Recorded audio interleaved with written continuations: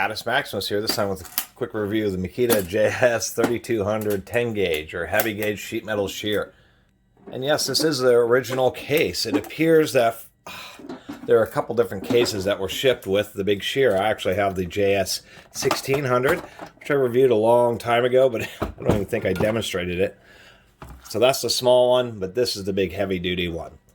One quick note here, the case is one of the Makita's heavy wall boxes, no provisions, and I just couldn't believe. I did buy this used. I paid $100 for it, and that's an awesome deal. I just couldn't believe that Makita would ship one of these, which is new. These are tremendously expensive. It is a small 8-pound tool that retails for $400 to $450. These are pretty expensive portable little tools. Putting them in a box where they just float around seems a bit cheesy. Seems for a while they had a smaller case that had some panels in it that would hold it a little more securely, but it was one of their thin wall ones instead. And I've seen this before from Makita where they'll just take a box and throw a tool in it, and that's what they've done here. So a little bit cheesy, even though it is one of their heavier duty heavy wall boxes. Couple things to note: you do need a 4mm Allen wrench. And something critical if you ever buy one of these used is these feeler gauges. You get a little set of 3 feeler gauges. Let's get this out of here. This is one of the few metal cases that I've seen. That's a solid steel handle. It isn't a rolled sheet metal handle, which is kind of surprising that you use a solid steel bar. Get that out of here. So, these are heavy gauge sheet metal shears for cutting thick sheet metal like this. And that's a piece of already hardened 15.5 pH stainless. We'll try cutting with it. The critical thing I want to get right off the bat is on small gauge shears, they have basically what is known as fixed jaw spacing here.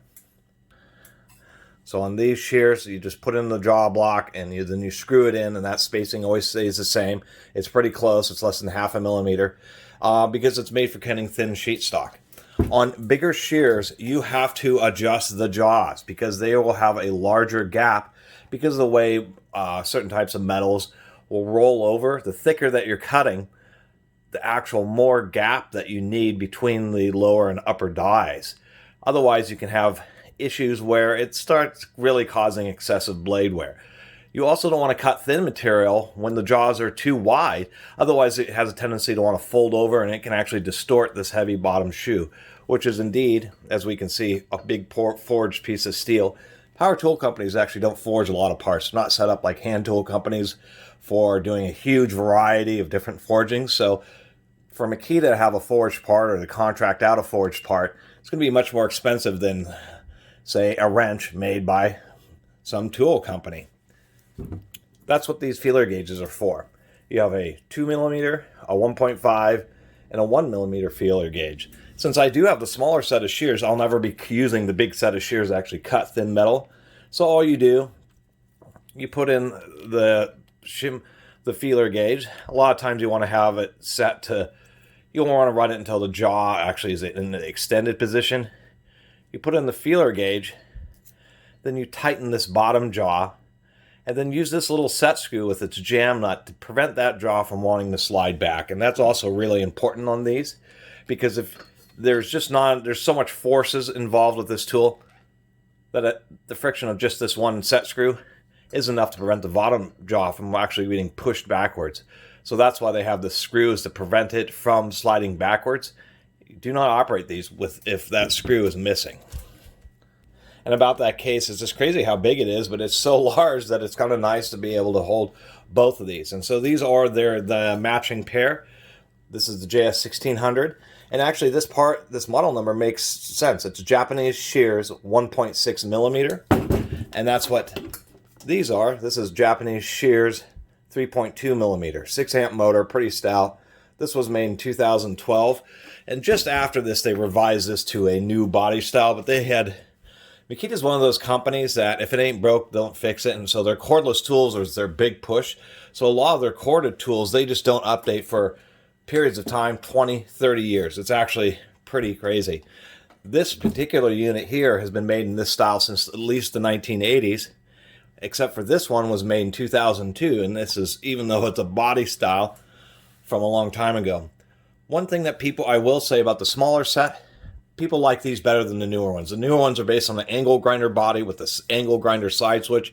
People really don't like that. People really like this older one with the locking out paddle lever that you can easily just grab and use. So that's a quick note about the old, the 1600, which is the 1602 now.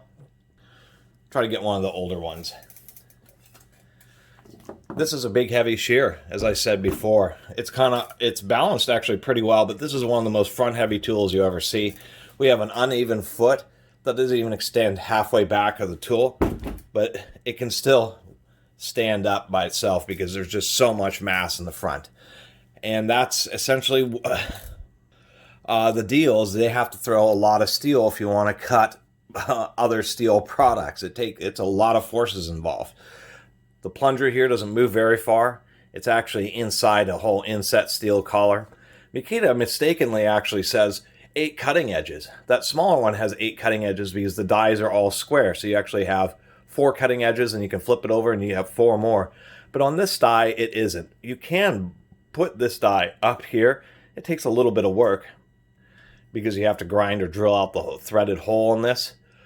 But in this case, Makita uses only a 4-sided die, and it's really to prevent the sharp edge because it's just a bit more exposed on this larger tool. Another thing I should mention on both of these is you do really need to try to keep within the rated specifications. If you cut metal that's too thick, either you'll run the risk of the tool jamming, or even worse, that you'll distort this bottom shoe, which is just super expensive. It's one of the most expensive parts on these tools. So you really want to do that. On this one, I like that these grooves on these types of tools, whether they're made by Fine or Bosch or anybody, the little grooves that they include are your sheet metal gauges. You have high strength materials is the thin one, and soft materials is the wide one. It's pretty easy to remember. I like this one because it's undercut all the way around, so it's real easy to use. This one, I don't like their gauge quite as much because it's right here on the corner. They could have done something a little bit better. The problem with this being on its corner is the way these work and the way the shoe is offset. Whenever you set it down, you tend to want to go this direction. It lends to this getting beat up, rolled over, and then the gauge doesn't work quite as well as it used to. And that's what it is. It's a gauge.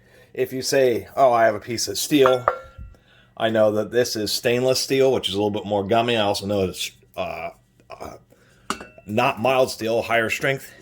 You know that it only works in the thing, or it can only cut the thinner stuff. So you just put it on there, and if you can't get the piece of metal to slide into the gauge, you really shouldn't be cutting it unless you're willing to risk the tool. That's the easiest way of saying it. The maximum capacity, once again, is 10 gauge, 3.2 millimeter. It's just over 1/8 of an inch. It's actually 9/64. And it's about as big as these tools get. It's very hard to find shears that will cut heavier than 3 millimeter or 1/8 inch 10 gauge because of the forces that are involved. There are some nibblers that can cut all the way down to 6 gauge. Nibblers actually cut out little half moons. They actually have a little plunger, and each time they're cutting little half moon circles. Those don't distort the metal, and you can cut, right through the center section of a piece of metal. With shears, you do have some issues where if you're cutting, say, in the middle of a big wide plate, that the plate wants to snap back so much that you're just using a ton of force actually trying to push the tool through. So they advertise these as doing more side type trim cuts rather than doing, entire sheets. Most times you can get away with it, but if you're doing alloy steels and you're cutting, sections off of big sheets, you have to be aware that there's going to be a lot of force of it trying to zip back together. That's also why there isn't shears to cut things like 1/4 inch plate like this. A hand tool to cut this would weigh 20, 25 pounds and would be extremely dangerous to use just because of how much forces that are caught up in that piece of steel. Nibblers work differently because they're just taking out little bites. They're not actually undergoing the whole strain, actually trying to, scissor apart a big steel plate. So that's why they can be made for higher capacities. The big problem with nibblers, anybody who really has experience with them knows, is that one, Unlike this, where you have multiple cutting surfaces that you can change over, and then if they really become dull, they're just blocks of steel. You can use brand new sharpening stones and resharpen these. You can actually get quite a bit of life out of them. A huge amount of life, years of life even. Which is not the case with nibblers. Once the dies wear out nibblers, you have to replace them at a huge expense. And they're a much more delicate tool because they have a little special kind of design so they can nibble through a piece of metal, and if they get dropped, they almost are always ruined. So that's that. Let me just do a quick little cut here, and then we'll take a quick look inside. Yes, there are tons of people, and it's pretty easy just to cut pieces of metal by hand, but it is recommended that you have them clamped down just so there isn't any dangerous situations. You got to remember the sharp edges. I don't know if I plugged it in there earlier, but the nice thing about these Makitas is they run like sewing machines. Don't ever buy it if it doesn't run like this. It really needs to run smoothly, and always take a real close look at the blade there. Anyway, these things can just be invaluable versus using a grinder or so many other methods to cut sheet products. Come on.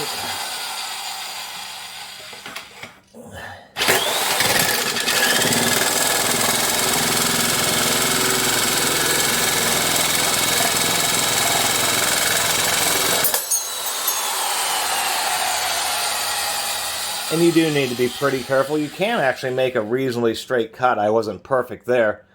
But you do need to pay attention. Actually, I have a little burr, so I'll do one more cut on this. This is pretty tough stainless steel, and this is about as tough as it gets for this kind of tool.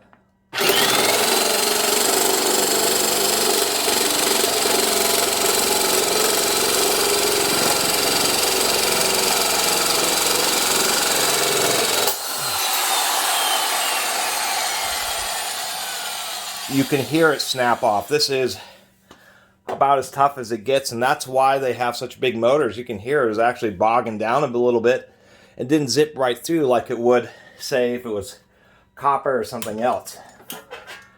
And that's really the deal with these shears.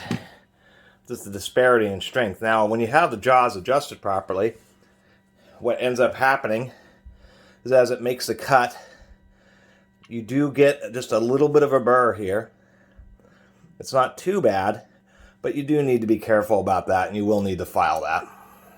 But as the way it's designed, you can see that it tries to curve the piece of metal that's to the right-hand side of the tool, and then keep this side relatively flat as it's going through. And just to quickly show, if you're cutting something much softer, this is actually alloy copper plate, but still, compared to that, stainless steel is way softer. We'll just cut off this little. The other problem is if you're cutting like this, you do have like this huge space.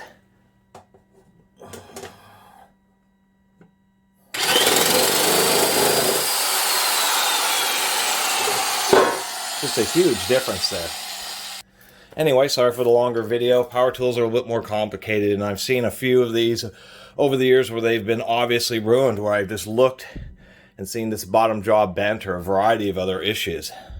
I'm also realizing probably the best way to set these down is just like this, because then you're hitting on a real solid part of the jaw. It's flat on the front. And the newer style one is, they save some aluminum by molding the gearbox a little bit tighter, but it's not as convenient to set down on the front just like that. Super compact, and really the forces involved, I really had to put a significant amount of effort pushing forward just to cut this stainless steel. Again, it was already heat treated, but nonetheless, it took quite a bit of force. So even if you had shears that could physically cut 1/4 inch, it would be a bear. You have to practically stand on the tool. And to give you an idea, this strip of metal is about a 1/2 inch wide, and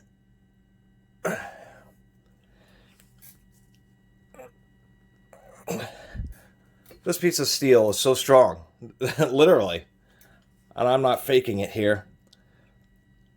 This thing is basically too strong for me to actually bend back by hand, and it's just a piece of 90 thousandths precipitation hardened 15.5 stainless steel. just so much more force. When I cut off this piece of copper, it was just like, and easily done. I have copper plate for a variety of reasons, but one of them is to make electrical connection bus bars. A little piece of copper like this could handle, 10,000 watts of power or more. So that's what I keep all these sheet goods for. And when you find them for cheap, a lot of scrap yards, if you go in there, metal recycling places, they'll have a little area where they have, not all of them, actually a lot less than used to. In my area, I have like 3 or 4. There's only one left where they'll have a little scrap pile, and that's where I find little bits of steel like this. And if you are getting too much of a burr, it's just something where you may adjust the jaws just a little bit closer. Maybe get a set of metric feeler gauges and just maybe set it to 1.4 millimeters or something rather than just the 3 sizes that they have. So let's go ahead and open this up just to take a quick look at the gearbox. But these things are amazing. Cutting steel like this, even I had to push, but nonetheless, that was so much easier. It would the best thing to really make straight cuts is to set up some kind of a guide that you can go across, or just be real careful and just hold the back of the tool. You can cut pretty tight curves. It's tight as that will go around and hit this, but it does cause more a larger burr that you'll have to deal with. But generally speaking, the flatness of the blades helps you guide it straight. But once again, it's just if you want to cut off some kind of a plate or a panel, cut a corner out or any number of that type of stuff versus all the other methods, it's really hard to beat one of these shears, and that's why they exist and are, continue to be sold. These are a heck of a lot easier than other methods, torches, or just all sorts of stuff. By the way, as opposed to using any heat methods like torches, they don't affect the heat treatment of the metal as you're cutting them. Super duty though.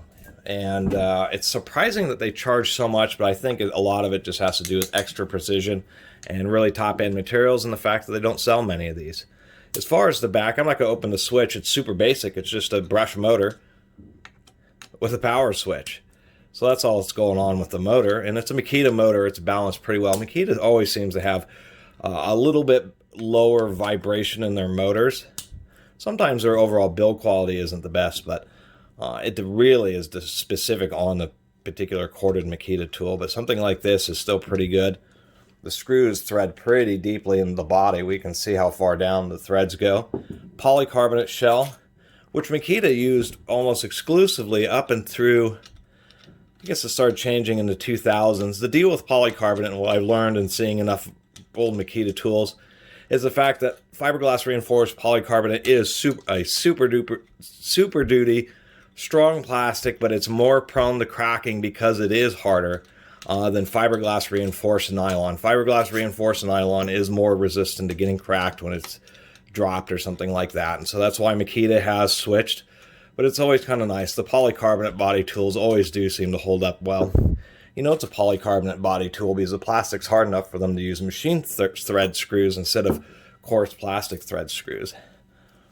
And we'll just work this off. I do want to see if there's a seal in there. This is a double reduction unit.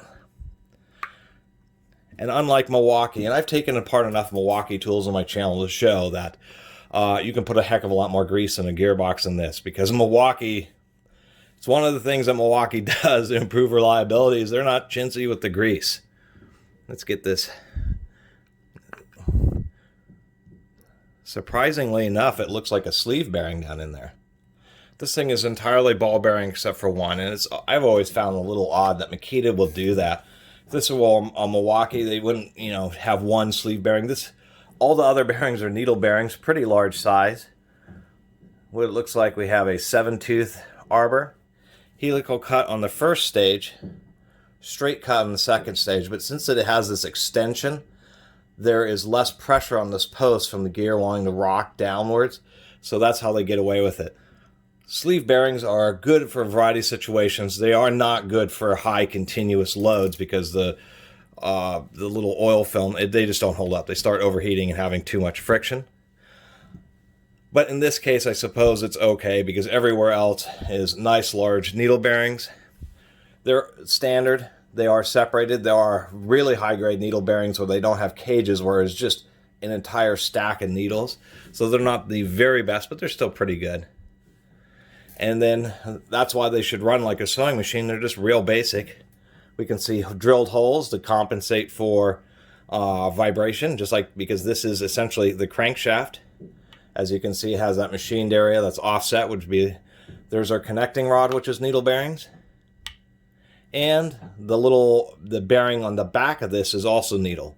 We can see that there's a huge needle bearing right there on the connecting rod, and then the piston is actually the cutting surface. This hole right here is a set screw. That's how you're able to remove the inner steel sleeve. And so it's really a pretty simple and basic tool when it really, when you really consider what's going on. Certainly plenty easy to maintenance. Wish I would have seen a gasket in here. That would have been nice too. No reason to be shy when adding grease to a tool like this, because almost the entire time it's going to be operating in a vertical position. And that allows the oils that are emulsified to kind of slowly work themselves alongside the piston and the bore that it rides in, helping greatly increase its life. Don't be shy. And make sure you wipe the mating surfaces so that in case a little flake of steel got on there, they go back on straight. Something else that is annoying me about Makita tools is that they don't often put alignment pegs. A peg is something that there's a hole drilled in both halves of the gearbox. When you reassemble them, they stay clocked the same. In this case, there's actually a bit of wobble, and you want to try to get it exactly the way it was before. Because when this wobbles, it's causing the gears to tilt back and forth like this. And that gear alignment, the lifespan of a gear, is dependent on how carefully it's ground and how carefully it's aligned. It's unbelievable. You can have a gear set that's just slightly cantered, blow out in a quote-unquote a few thousand miles, or if it's perfectly aligned, it can last hundreds of thousands of miles. And it always has disappointed me that Makita just doesn't want to do that extra step. So anyway, sorry about the long video. I'm always into power tools, but they're complicated tools, so unlike just a set of sockets or wrenches, it takes a minute to talk about them. Overall, the Makita is pretty good. Besides I don't know if they've updated anything inside the gearbox with the 3202 or the 3201. But this one you can usually find for a pretty reasonable price. $100 like I got it for is going to be around the low end. They seem to go for about half of their value, around $150, $200 shipping and tax. This is one of the classic Makita tools that they actually spent the time, and the plastic has Makita molded into it. You can see that. And then they put a Makita sticker over the already embossed Makita, which is, get rid of the sticker and put in that last needle bearing. It's crazy that this whole tool is all ball needle bearing, except for that one, just because they said, you know what, the way that gear is set up, we don't need a needle bearing in there. Just put it in there to for the sake of it, and put an alignment peg in the darn gearbox. So, it doesn't matter how the gearbox is clocked to the motor, because the motor goes perfectly in the center. So that doesn't matter. But come on, Makita, make it so when somebody adds grease to it that they're not potentially shortening the lifespan of the tool. Probably not a big deal considering, but a tool like this, and you get yourself a couple, 3 extra sets of jaws, can last you a career, unless you're cutting hundreds of feet of sheet metal on a daily basis.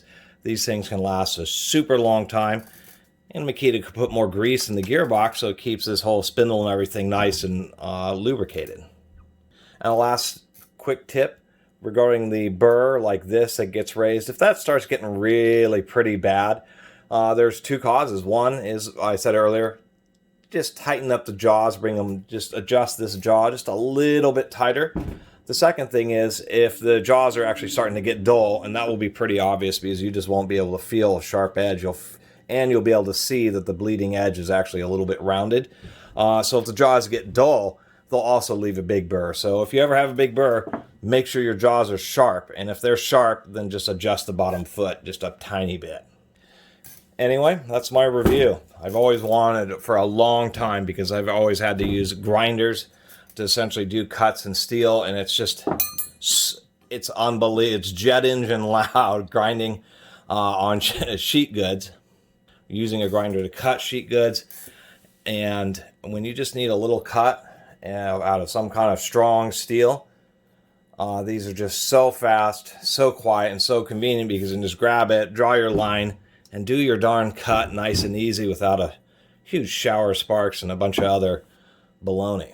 And they would be a lot more common, at least these bigger ones, if they didn't charge $400 for them. And they get insanely expensive.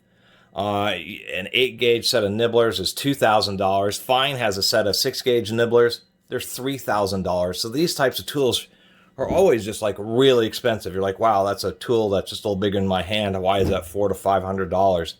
Just the nature of the beast, I guess.